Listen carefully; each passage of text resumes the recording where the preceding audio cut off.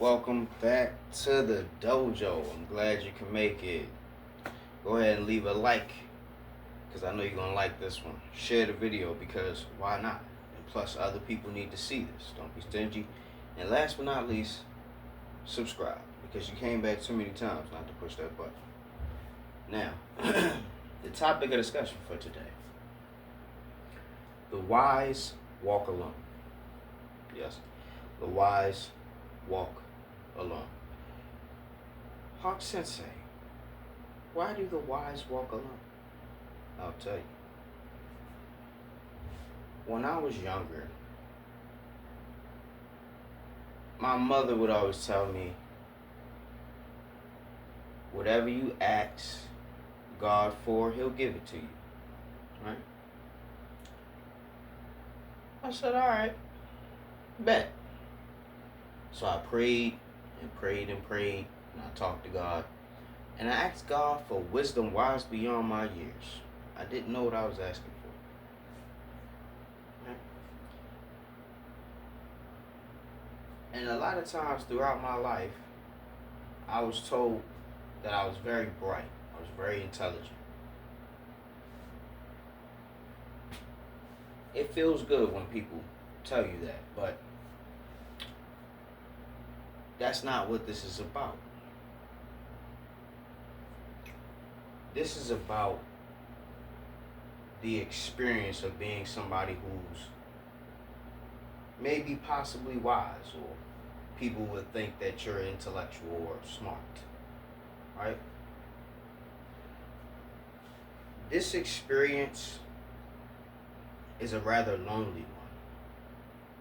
I'm not saying that I don't have friends, I don't have people that I hang out with.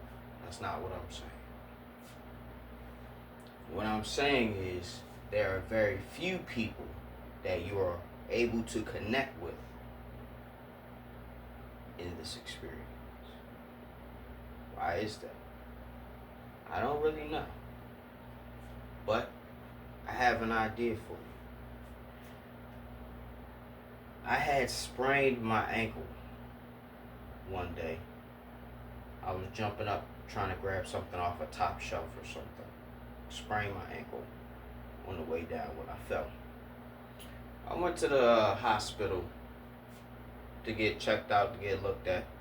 And the nurse that was attending me, she told me something that stuck with me, but I didn't understand it, but she told me. She said, when you're smart or when you're wise, it can be intimidating to people. I had no idea what she meant. Didn't make any sense to me when she said it. But as I got older and I was living life, I began to put two and two together. Right? A lot of times, when you're around somebody who can think circles around you or always has an answer to any question you may have, it's extremely difficult to lie to them or manipulate them or get them to believe things that you want them to. Not only is it intimidating when they challenge you, it's also difficult to have fun with somebody like that. Right? That kind of person may come off as boring. But the reality of the situation is, most people who can't hold a conversation about anything outside of current events, small talk, sports, and celebrity gossip, those are the most boring people. Seriously. Because they live vicariously through other people. What am I saying? The highest points are in their life are through someone else's experiences.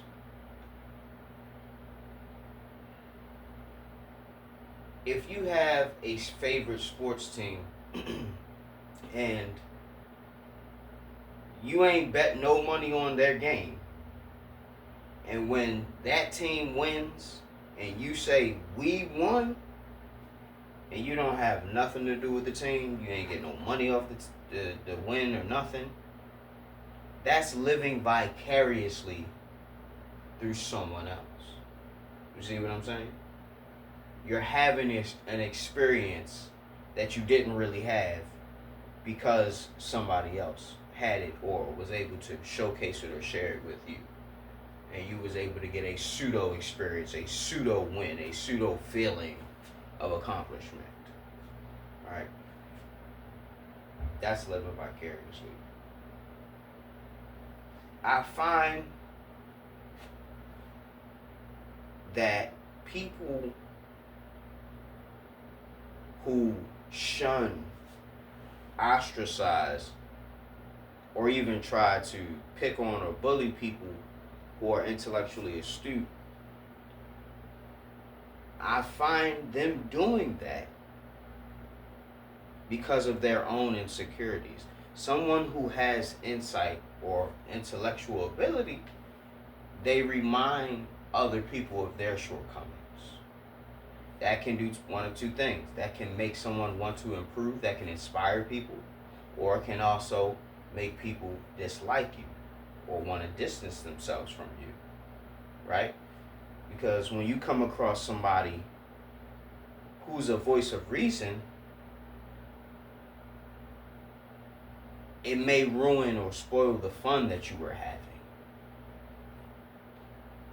One reason being because when you know something, you're responsible for it. You can't be held accountable for something that you don't know only when we're talking about the justice system. That's the only time. Right? When you don't know something, you can't be held accountable for it. You weren't told, you didn't get a notification. There was no letter in the mail. How could you have known? Right? We don't blame people for things that they don't know. But when you get around somebody who does know and they tell you the things that they know, and you find these things to be true, you are now responsible for that knowledge. When you know better, you do better. Right? It says God protects the babies and the fools. And I'm seeing that. I'm seeing that. But all in all, the reason why the wise walk alone is because sometimes you're forced to. Sometimes you're forced to.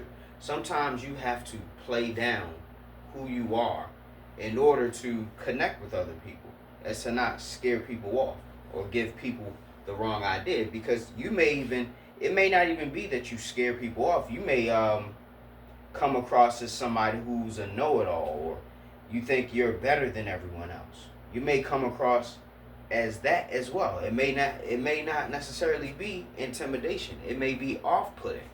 You know what I mean?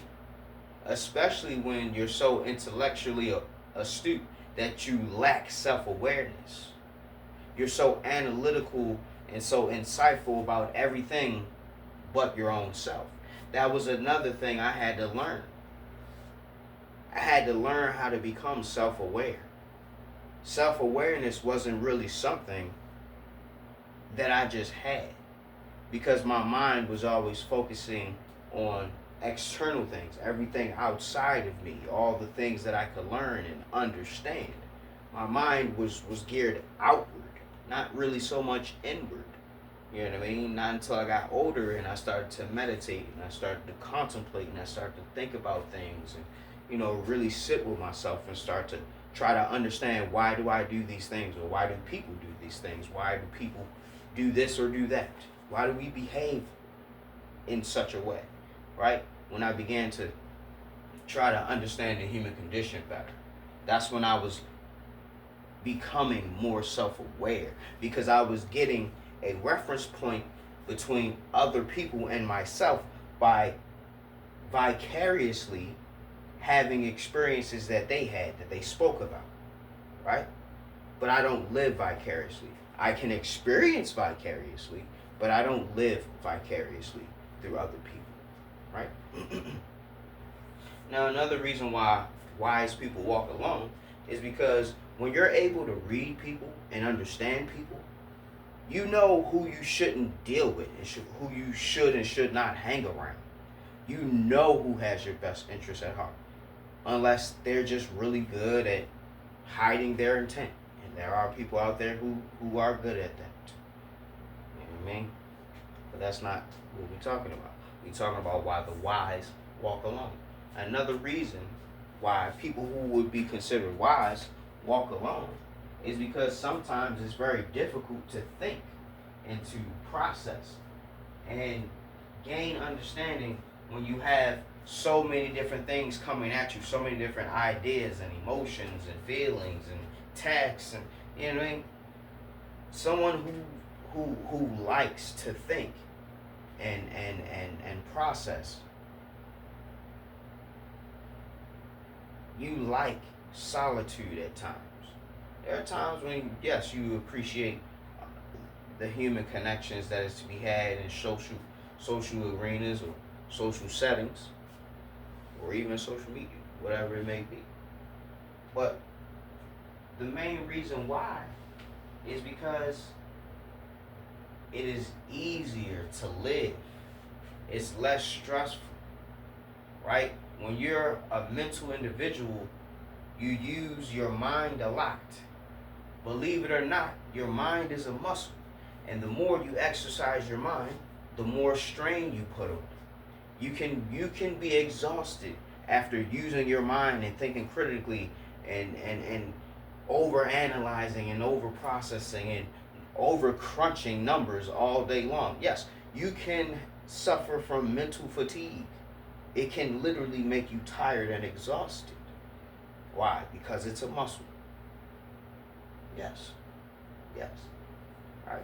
So when you realize how much you can be drained and stressed out and frustrated by other energy and other people and other spirits and all whatever, you prefer your solitude. You like being alone. It's not that you can't make friends, or it's not that you can't interact with other people. It's just like, you know what?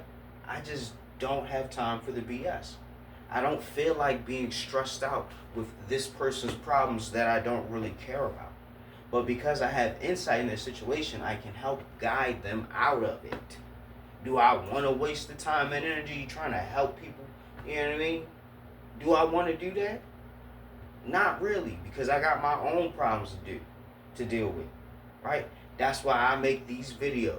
So if anybody ever needs my advice or ever wants to know what I think about something, all they have to do is just click on my page and click on one of the videos that are relative to their life, their situation, or what they may be going through, right? So the reason why I wanted to make this video as a topic of one of the daily discussions, because I know there are people out there who probably feel the same sentiment that I feel about being someone who is considered smart or wise, if you will, right? I want you to know that you're not alone, and you shouldn't feel ashamed because other people may not get it, or other people may not understand you, or other people may not even want to take the time or have the patience to understand you. And that's okay. What I want you to know is there are other people out there that are like-minded. You have to find them. The easiest way to find them is online. Grow a community online. That's the best way to do it. Right? You don't have to be so concerned with trying to connect with everybody that lives in your neighborhood or in your city or your province or parish, whatever. Just know that it's okay to be alone. There's a difference between being alone and being lonely. Yes, the wise experience can be a lonely one, but ultimately any experience that you have in life is what you make it. So if you want to have a lonely experience, you can have that. right? There's such thing as omitting certain details. You don't have to tell everybody everything you know and tell everybody everything about you. You know what I mean? You don't have to give the world your life story. You don't.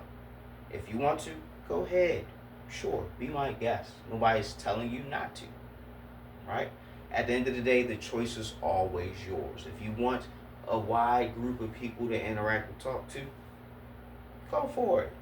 If you like having a small, close circle of friends, that's good too.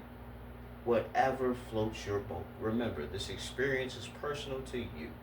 Whatever you wish for this experience, it is up to you to curate it. It's all up to you. Right? With that being said, I think I said all I needed to say. I think I pretty much got the point across. So I want to leave you with that. Hope you're waking up every day with a smile, a plan, and a purpose. If you're not waking up with a smile, a plan, and a purpose, hey, at least you're waking up. Till next time, guys. Professor Hawk signing out. Hawk Sensei bids you adieu.